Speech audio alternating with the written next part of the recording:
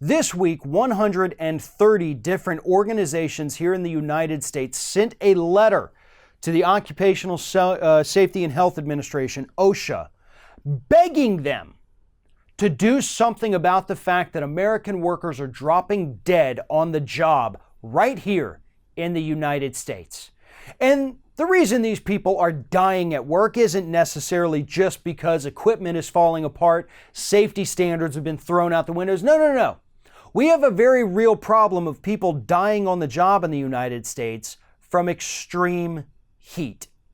Everyone from airport workers to farmers to factory floor workers are dying from the excessive heat that the United States is experiencing thanks to climate change. And thanks to climate change, those deaths are going to increase as temperatures continue to increase every single year. Here's a startling statistic from Public Citizen here. Approximately 130 million workers around this country lack any protection from a heat stress standards. So we've got 130 million workers in this country, a third of the population that is not protected in any way from extreme temperatures while they are on the job. 130 million. And it's because OSHA doesn't have any kind of requirements for that. They go on. According to the government, 69,374 workers were seriously injured from heat between 1992 and 2016. And 783 U.S. workers died from heat exposure. 783 American lives lost while on the job just because of extreme heat and because of the government's failure to do anything about it and to require corporations to take care of their workers. Again, this affects a lot more industries than just those who work directly in a farm, because a lot of people who've read this story seem to think that that's all we're talking about here. No.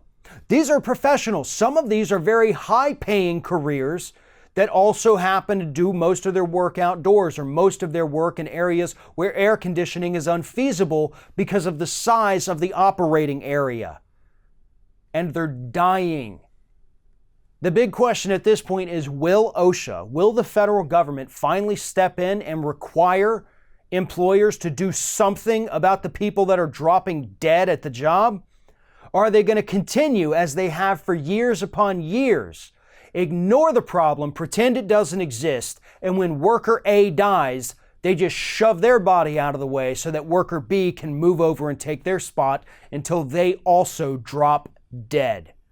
That's what corporations want, because any one of them at any point could actually enact their own safety standards. They could say, hey, you know what? We have a real problem of people getting heat exposure, heat stroke, here at the office. We could probably, fix that, but no, because it costs a couple of dollars. They have to spend a little bit of money. And to a corporation, pretty much any corporation in this country, your life is not worth any expense to them.